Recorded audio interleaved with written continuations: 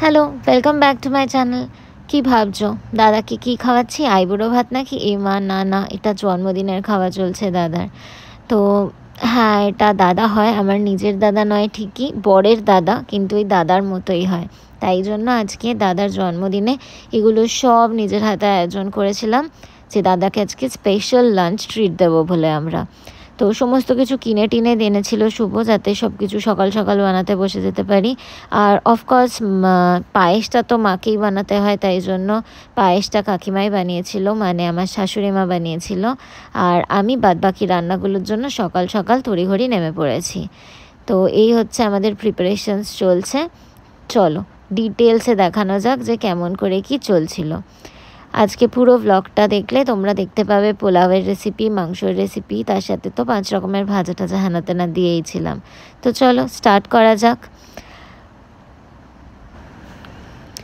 প্রথমে রসুনগুলোকে আমি জলে ভিজিয়ে রেখেছিলাম, যেটা সকালে এসে প্রথম কাজ, যাতে খুব ইজিলি রসুনগুলোর থেকে আমি চোকলাগুলোকে ছাড়িয়ে নিতে পারি। সেই জন্য ফার্স্টেই জলে ভিজিয়ে রাখবে, তাহলে খুব তাড়াতাড়ি রসুন থেকে খোসাগুলো ছাড়িয়ে নিতে পারবে।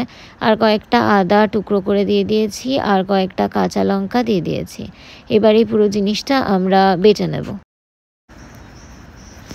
আদা রসুন পেস্টটা হয়ে গেল। এবার এদিকে আমরা আলু ভাজার জন্য কিছুটা সর্ষের তেল নিয়ে নিয়েছি, তার মধ্যে হলুদ আর লবণ দিয়ে দিয়েছি। এবার যে কেটে রাখা আলুগুলো জলে ভালো করে ধুয়ে রেখেছিলাম, সেগুলো এক এক করে ছেড়ে দেব। মাংসের আলুগুলো একদিকে ভাজতে থাকবো, আর অন্যদিকে মাংসের জন্য যা যা বাটতে লাগে, অ্যাকচুয়ালি মাংস ম্যারিনেট করার জন্য যা যা লাগে সেগুলোই এখন অলরেডি শুরু করে দিয়েছি। মাংসটা ভালো করে ধুয়েই রেখেছি। এদিকে আদা রসুন লঙ্কা বাটাটা হয়ে গেল। এই আদা রসুন লঙ্কা বাটার থেকে হাফ নিয়ে নেব আমরা মাংস ম্যারিনেট করার জন্য, আর বাকি হাফটা ইউজ করব আমরা যখন মাংস কষানো হবে তার জন্য। এটা অ্যাড করে নিলাম। এছাড়াও যেগুলো আমাদের ম্যারিনেশনের জন্য লাগবে, সেটা হচ্ছে টক দই লাগবে, হলুদ, লবণ, কাশ্মীরি লঙ্কার গুঁড়ো, গোলমরিচের গুঁড়ো, সর্ষের তেল আর একটু লেবুর রস। এগুলো দিয়ে আমরা মাংসটাকে 1 ঘন্টার জন্য ম্যারিনেট করে রেখে দেবো। সেদিন সকাল 7টা থেকে অলমোস্ট লেগে পড়েছি এই সব প্রিপারেশন করতে, কারণ আমি যে 1 বছর আগেও লিকার টি ছাড়া আর কিছু বানাতে জানতাম না বাড়িতে, আর আজকে দায়িত্ব নিয়ে কারোর জন্মদিনে এত কিছু বানাবো বলেছি, তো একটু টেনশন তো হবেই। তাই জন্য একদম সকাল সকাল থেকে লেগে পড়েছি। আর কি বলো তো, ব্যাপারটা নিয়ে কিন্তু আমি খুব এনজয় করি, আর আমি নিজের জন্য খুব প্রাউডও ফিল করি যে 1 বছরের মধ্যে আমি এতটা ইমপ্রুভ করে সব কিছু শিখে গেছি। রান্নাটা কিন্তু কোনো এক্সট্রা কারিকুলার অ্যাক্টিভিটি না, একটা বেসিক স্কিল। মানে খেতে গেলে তো বাঁচতেই হবে, শুধু যে মেয়েদেরই শিখতে হবে তা না, যে কোনো মানুষের জন্য কিন্তু রান্নাটা একটা বেসিক স্কিল। যেটা আমি পড়াশোনা জানি বা গাইতে জানি বা নাচতে জানি বলে রান্না করতে জানবো না, এটা বলাটার কোনো মানে হয় না। কারণ খেতে তো তোমাকে হয়, সুতরাং রান্না করতে জানাটাও একটা বেসিক স্কিল। তো এটা শিখতে পেরে আমি বেশ খুশি আর বেশ প্রাউডও ফিল করি। আর এখানকার মানে এই বাড়ির লোকজন আমাকে এত অ্যাপ্রিসিয়েট করেছে যে খেতে ভালো হচ্ছে বা রান্না ভালো হচ্ছে, বা তুই এত কিছু নতুন নতুন রান্না করে খাওয়াচ্ছিস, এত অ্যাপ্রিসিয়েট করেছে সবাই যে এখন আমার রান্না করে খাওয়াতে কিন্তু বেশ ভালো লাগে, মানে এটা বেশ অভ্যেস হয়ে গেছে। 3টে ছোটো টমেটো নিয়েছিলাম, সেগুলোকেও পেস্ট করে নিলাম। তো এখন আমাদের মোটামুটি সব রেডি। মাংসটা তো ম্যারিনেট করাই রয়েছে, সাথে এদিকে আলু ভেজে তুলে নিয়েছি, টমেটো পেস্ট রয়েছে, আদা রসুনের বাটার এক্সট্রাটা, পেঁয়াজ কুচি সব রেডি রয়েছে। এবার চালটাকে ধোবো। এখানে রয়েছে হচ্ছে আমাদের গোবিন্দভোগ চাল বা আতপ চাল যেটাকে বলে, যেটা আমরা বাসন্তী পোলাও করার জন্য ইউজ করব। সেটা দেখো প্রথমে যখন ধোবে তখন এরকম সাদা জল উঠবে, কিন্তু আস্তে আস্তে ধুতে ধুতে জলটা ট্রান্সপারেন্ট হয়ে যাবে, তখন বুঝতে পারবে যে ভালো করে ধোয়া হয়ে গেছে। সেই সময় জলটা ঝরিয়ে নিয়ে মানে ছড়ানো প্লেটের মধ্যে তোমাদের চালগুলোকে এভাবে ছড়িয়ে দিতে হবে, যাতে জলটা শুকিয়ে যায়। এদিকে মাংসের তেল গরম বসিয়ে দিয়েছি। এইটুকুই তেলে কিন্তু আমরা মাংসটা রান্না করব। এর মধ্যে তেজপাতা, শুকনো লঙ্কা, এলাচ, দারচিনি, লবঙ্গ, জিরে সব কিছু ফোড়ন দিয়ে দেব। অনেকে মনে করে তেল বেশি দিলে বা দামি দামি জিনিস দিলেই রান্নার টেস্ট হয়। অ্যাকচুয়ালি নট, একটা মিনিমাম অ্যামাউন্ট তেল তো লাগবেই, তাছাড়া জল দিয়ে তো হলে আর অতটা টেস্ট করা যাবে না। কিন্তু তার বাইরেই যে বেশি তেল দিলেই বেশি টেস্টি হবে তা কিন্তু নয়, কতটা ধৈর্য ধরে যত্ন করে রান্নাটা করা হচ্ছে তার উপর কিন্তু ডিপেন্ড করে টেস্টটা। তো এই ফোড়নগুলো যখন ভালো করে ফুটফুট করে ফুটতে শুরু করে দেবে, তখন আমরা এর মধ্যে অ্যাড করে দেব আমাদের কেটে রাখা পেঁয়াজটা। আর পেঁয়াজের মধ্যে অল্প নুন দিয়ে দেবো, আর ততক্ষণ অবধি ভাজতে থাকবো যতক্ষণ পেঁয়াজগুলো একটু নরম হয়ে গোল্ডেন কালারের না হয়ে যায়। দেখো অনেকক্ষণ ফুটছে, ফোড়ন যাতে পুড়ে না যায় তাই গ্যাসের আঁচটা একটু কম রাখবে যখন তোমরা ফোড়নটা দেবে। এবার এর মধ্যে পেঁয়াজটা দিয়ে দিচ্ছি। প্রথমে হাই ফ্লেমে রেখে পেঁয়াজটাকে একটু ভেজে নেব, তারপর ফ্লেমটা কমিয়ে দেব, কারণ পেঁয়াজটা যতক্ষণে ভেজে নরম হতে থাকবে ততক্ষণে আমরা আরও অন্যান্য কাজ করতে থাকব। মানে আরও অন্যান্য জোগাড় যন্ত্র তো রয়েছে আমাদের পোলাওয়ের জন্য বা 5 রকমের ভাজা, পায়েস, সব কিছুর জন্য। তো এটার মধ্যে একটু নুন দিয়ে, নুনটা দিলে তাড়াতাড়ি মজে যায়, দিয়ে আমরা অন্যান্য কাজের মধ্যে চলে যাব।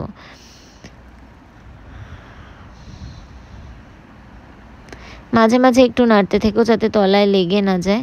আর এদিকে দেখো সকালের ব্রেকফাস্টের জন্য ডিম টোস্ট, কেউ দুধ পাউরুটি খাবে ডিসাইড করেছে, তাই জন্য চলছে কাজ। আর এই একজন লোক যে রান্নাঘরে থাকলে আমার সাথে খালি ঝগড়া মারপিট লেগে যায়, কারণ ওর মতে আমি সারা রান্নাঘর সগড়ি বা এঁঠো করে ফেলি। অ্যাকচুয়ালি আমার এই এঁঠো কাটা, সগড়ি কোনটা ছুঁয়ে কোনটা ছুলে কী হয়ে যাবে এই সেন্সটা এখনও ঠিকঠাক ডেভেলপ করেনি, তাই জন্য একটু আধটু ভুলভাল হয়। বাট কেউ আমাকে এখানে সেরকম বকে না থ্যাঙ্কফুলি, তাই জন্য আমি শান্তিতে রান্না করতে পারি। এবার দেখো পেঁয়াজটা আস্তে আস্তে অনেকটাই নরম হয়ে গেছে, তো এর মধ্যে আমরা আদা রসুন লঙ্কার যে পেস্টটা এক্সট্রা ছিল ম্যারিনেশনের পর সেটা অ্যাড করে দেব। এবার হাই ফ্লেমে এটাকে একটু নাড়াতে রয়েছি। এর মধ্যে মশলাগুলো, গুঁড়ো মশলাগুলো অ্যাড করে দেব। সেটা হচ্ছে কাশ্মীরি লঙ্কার গুঁড়ো, হলুদ গুঁড়ো, ধনে গুঁড়ো, জিরে গুঁড়ো আর একটুখানি গরম মশলার গুঁড়ো, সব অ্যাড করে কষাতে থাকবো। যদি মনে হয় জল শুকিয়ে গেছে কষানোর আগে, তখন খানিকটা জল অ্যাড করে তারপর আবার কষাবে, যাতে মশলাগুলো পুড়ে না যায়। দেখো খানিকটা জল অ্যাড করে আবার কষানো শুরু করলাম। এবারে কিন্তু তোমার ধৈর্যের পরীক্ষা, 2-3 বার জল অ্যাড করে করে যদি ভালো করে কষাতে থাকো তাহলেই অ্যাকচুয়ালি মাংসের টেস্টটা কিন্তু ভালো করে আসবে। এবার যখন একেবারে তেল ছাড়তে শুরু করে দেবে এটা, তখন আমরা আমাদের বেটে রাখা টমেটোর পেস্টটা এর মধ্যে অ্যাড করব। আমি এক হাত দিয়ে ক্যামেরা ধরে আরেক হাতে রান্না করে দেখাই, তো তাই অনেক সময় অনেক শট মিস হয়ে যায়। মানে যে টাইমে আমি মশলাগুলো দিচ্ছি সব সময় শটগুলো নিতে পারি না, কারণ দুটো হাত তখন ফ্রি লাগে। আর বাকি সময় আমি এক হাতে ক্যামেরা ধরে আর এক হাতে করছি। খুব কম সময় পাই যখন আমার ক্যামেরাম্যান মানে বর বাড়িতে থাকে আর আমি ওর হাতে ক্যামেরাটা দিয়ে একটুখানি ক্যামেরার ক্লিপস নেওয়াতে পারি। বাকি সময় আমি এক হাতে ক্যামেরা নিয়ে আরেক হাতেই কুকিং ভিডিওসগুলো বানাই। সর্ষের তেল ম্যারিনেট করার সময় দিতে ভুলে গেছিলাম, তো ওটা অ্যাড করে দিলাম। আর এখন দেখো আস্তে আস্তে তেল ছাড়ছে। গরম মশলাটা এখন অ্যাড করলাম, আগে গরম মশলা বাদ দিয়ে বাকি জিনিসপত্রগুলো সব অ্যাড করা ছিল, তাই এখন গরম মশলাটা অ্যাড করলাম। ভালো করে তেল ছাড়ছে, তো আবার একটু জল অ্যাড করে দিলাম, দিয়ে আবার কষাবো। এভাবে 3 বার আমি কষিয়ে নিয়েছি। যত বেশিক্ষণ কষাবে তত টেস্টটা কিন্তু ভালো আসবে। এরকম কষাতে কষাতে তেল ছাড়লে এবার আমরা টমেটোর যে পেস্টটা করে রেখেছিলাম ওটা দিয়ে দিয়েছি আগেই। এবার এর মধ্যেও জল দিয়ে দিয়ে 3 বার কষিয়েছি। তারপর আমরা দিলাম আমাদের ম্যারিনেট করে রাখা মাংস, আর তারপর ওই ম্যারিনেশন থেকে কিছুটা জল বেরোবে, কারণ আমরা যেহেতু দই দিয়েছিলাম, তো সবটাই এর মধ্যে দিয়ে দেব। আর যেহেতু দই দেওয়া আছে না, তাই এই সময় গ্যাসের ফ্লেমটাকে একটু কম করে রাখবে, যাতে দইটা কেটে কেটে না যায়, নইলে দইটা কেটে কেটে দেখতে খারাপ হয়ে যায়। এই যে আমি অবশেষে বরকে পেয়েছি একটু ক্লিপস নেওয়ার জন্য, নয়তো কষানোর ক্লিপসটা নেওয়া খুব মুশকিল। কড়াইটা এক হাতে না ধরে নিলে তো কিছুতেই কষানো যায় না। ও এদিকে দেখো আমি খানিকটা ঘি নিয়ে নিয়েছি, প্রায় 3 চামচ মতো ঘি নিয়ে নিয়েছি, কারণ আমাদের পোলাওয়ের জন্য এটা লাগবে। তো ঘিটাকে ভালো করে গলিয়ে নিচ্ছি আগে। ঘিটা গলিয়ে নিয়ে যেটা করব সেটা হচ্ছে, এটা বেশ একটা ইউনিক প্রসেস, যাতে তোমাদের কোনো কালার অ্যাড করতে হবে না, কিন্তু ন্যাচারালি খুব সুন্দর কালার আসবে কিন্তু পোলাওয়ে। এবার দেখো ঘিয়ের মধ্যে আমরা খানিকটা হলুদ দিয়ে দিলাম। এবার ঘি আর হলুদের যে মিক্সচারটা আছে এটাকে ভালো করে মিক্স করে একদম রেডি করে নেব। এই জিনিসটা আমরা যে ওই যে ভাত শুকোতে দিয়েছিলাম না থালার মধ্যে ছড়িয়ে, তার সাথে ভালো করে মিক্স করে দেবো। একদম ভালো করে মিক্স করব যাতে চালগুলোর মধ্যে রঙটা ধরে যায়। আমরা যদি জলের মধ্যে হলুদ দিই তাহলে কিন্তু এত ভালো কালার আসবে না, যদি আমরা ঘিয়ের মধ্যে হলুদ দিই তাহলে যেরকম কালার আসবে। তাই ঘিয়ের মধ্যে হলুদ দিয়ে সেটাকে ভালো করে মিক্স করে নিলে তোমরা কিন্তু দারুণ কালার ন্যাচারালি পাবে। ফুড কালার দেওয়ারও আর কোনো দরকার পড়বে না। সো এই প্রসেসটা কিন্তু খুব ভালো। নেক্সট টাইম তোমরা যদি বাড়িতে পোলাও করো, কোনো ওকেশন থাকে, তো এটা করে দেখতে পারো। বাঙালির তো আইবুড়ো ভাত, জন্মদিন, যে কোনো অনুষ্ঠানে পোলাও কষা মাংস একটা ফেভারিট ডিশ। তো তখন এই প্রসেসটা অ্যাপ্লাই করে দেখতে পারো, আর করে কিন্তু কমেন্ট সেকশানে অবশ্যই জানাবে যে তোমাদের কেমন হলো এই প্রসেসটা। এবার দেখো হালকা হাতে পুরোটা আমি এরকমভাবে ধীরে ধীরে মিশিয়ে নেব।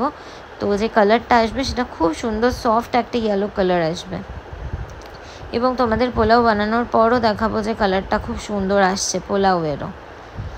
তো এইটা হলো আমি এভাবে রেডি করে রাখলাম। যতক্ষণ মাংসটা কষছে এটা রেডি করে মাংসটা চাপা দিয়ে রেখেছি। কয়েকটা আদার টুকরো আর 2টো লঙ্কার টুকরো নিয়ে আমি পেস্ট করে নেব। আর এদিকে হচ্ছে দেখো মাংসর থেকেই কিন্তু জল বেরিয়েছে, আমি বাইরে কোনো জল দিইনি।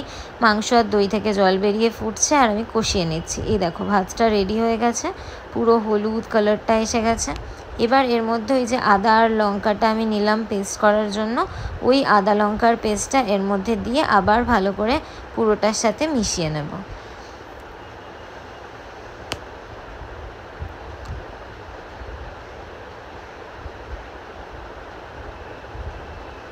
এবার 2 চামচ মতো গরম মশলা এর মধ্যে দিয়ে আমরা সেটাও ভালো করে মিশিয়ে নেব। যদি চামচ দিয়ে মেশাতে অসুবিধা হয় তাহলে ব্যাপারটা হাত দিয়েও মিশিয়ে নিতে পারো, কোনো অসুবিধা হবে না।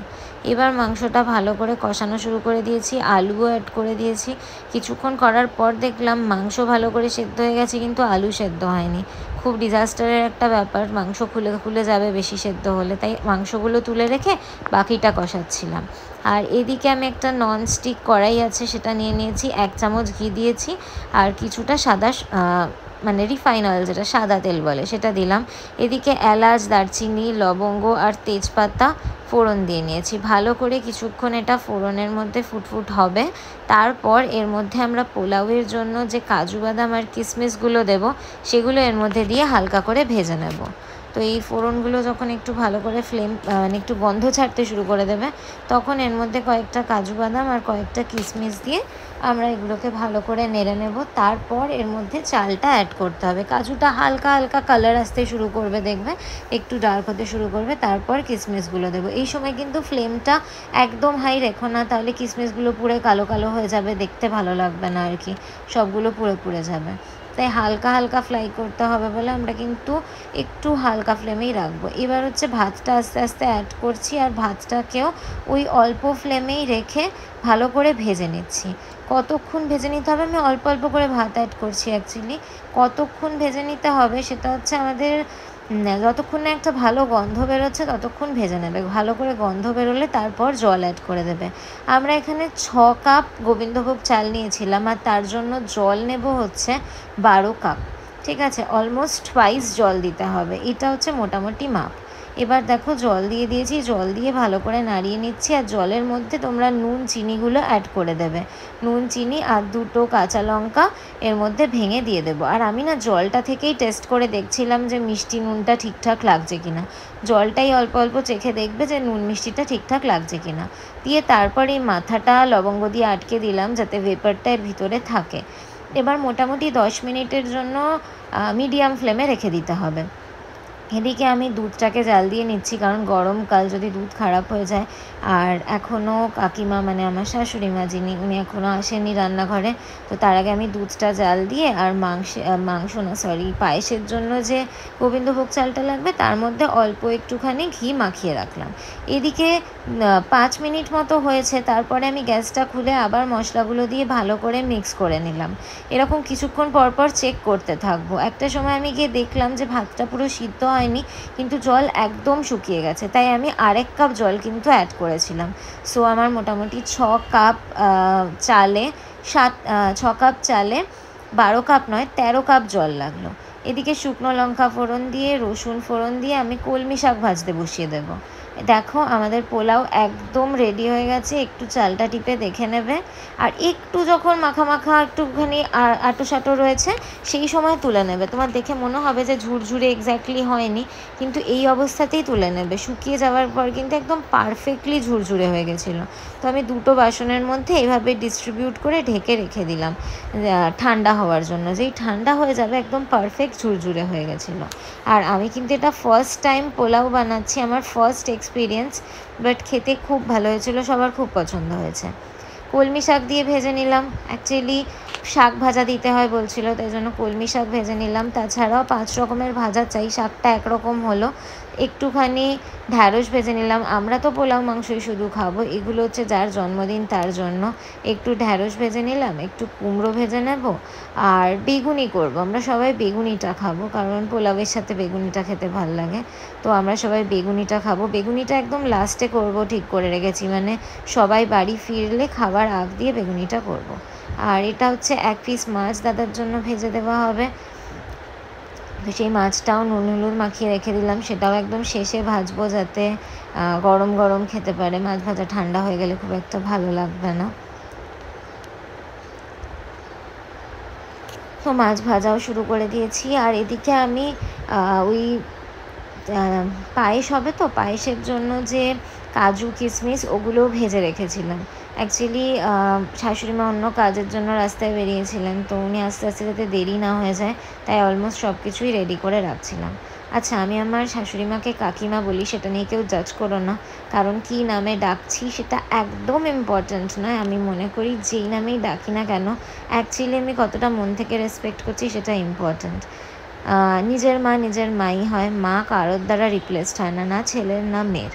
কিন্তু যেটা হয় সেটা হচ্ছে রেসপেক্ট করা যেতে পারে, মায়ের মতো হওয়া যেতে পারে। তো কে কতটা মাদারলি তার ওপর ডিপেন্ড করে যে কাকে আমার কতটা মায়ের মতো বলে মনে হবে। কিন্তু ডাকটা হয়তো ইম্যাটেরিয়ালের ক্ষেত্রে আমার মনে হয় অনেকে খুব ডাকটার উপর ফোকাস করে, কিন্তু মনে মনে কিন্তু রেসপেক্ট করে না।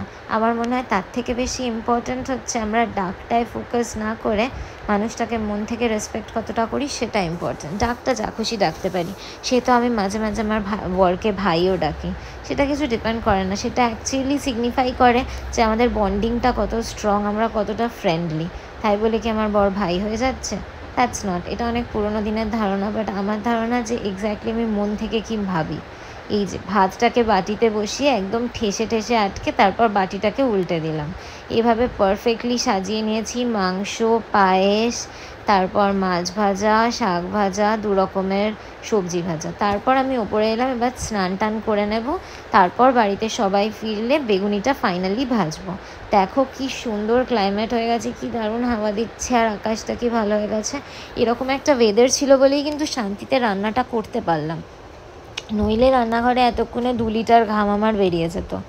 আর ওরকম ঘামতে থাকলে কষ্টের মধ্যে রান্না করাটাও টেস্টটা কমে যায়। অ্যাকচুয়ালি রান্না ডিপেন্ড করে কিন্তু রাঁধুনির মুডের ওপর, তাই না? রাঁধুনির মুড ভালো থাকলে, মন খুশি থাকলে রান্না আপনা সে টেস্টি হবে। তো এরকম ওয়েদার ছিল বলেই অ্যাকচুয়ালি রান্নাঘরে সেরকম গরম লাগছিল না, সেটা এখন বুঝতে পারছি। এই জাস্ট ছাদে এলাম, তো এতক্ষণ তো সময় পাইনি, সেই সকাল 7টায় নেমেছিলাম হ্যানা ত্যানা করতে করতে এখন অলমোস্ট 12টা, যখন আমি আবার এলাম যে স্নান টান করে রেডি হয়ে একেবারে নিচে যাব। সবাই এসে গেলে বেগুনিটা ভাজা হবে, তারপর একবারে কাকিমা আশীর্বাদ করবে দাদাকে, দিয়ে খাওয়া দাওয়া সমস্ত কিছু হবে। এই যে তেল গরম বসিয়ে দিয়েছি, বেগুনিটা ভাজা চলছে, বেগুনি ভাজা হয়ে গেলেই আমরা ফাইনালি খেতে দিয়ে দেবো। এই যে পুরোটা রেডি, চাটনি, পায়েস, চাটনিটা আগেই করা ছিল, মিষ্টি আম দিয়ে ভাজা দিয়ে সব। তো ফাইনালি মানে যেই মেয়ে 1 বছর আগে কিচ্ছু করতে পারতাম না, শুধু লিকার চা বানিয়ে বাড়ি থেকে এসেছিলাম, বর মাঝে মাঝে আমায় ইয়ার্কি মারতো যে বিয়ে করবি বলে লাফাচ্ছিস, তুই তো একদম রান্না পারিস না। সে দায়িত্ব নিয়ে এত কিছু করে দাদার জন্মদিনে যে দাদাকে দিতে পেরেছে, মানে যারা সারা বছর খেটে ইনকাম করে তাদেরও মাঝে মাঝে একটা দিন স্পেশাল ফিল করতে ভালো লাগে আমার মনে হয়। তো তাদের যে এরকমভাবে আমি গুছিয়ে দিতে পেরেছি, এটা যে কি স্যাটিসফাইং আমি বলে বোঝাতে পারবো না।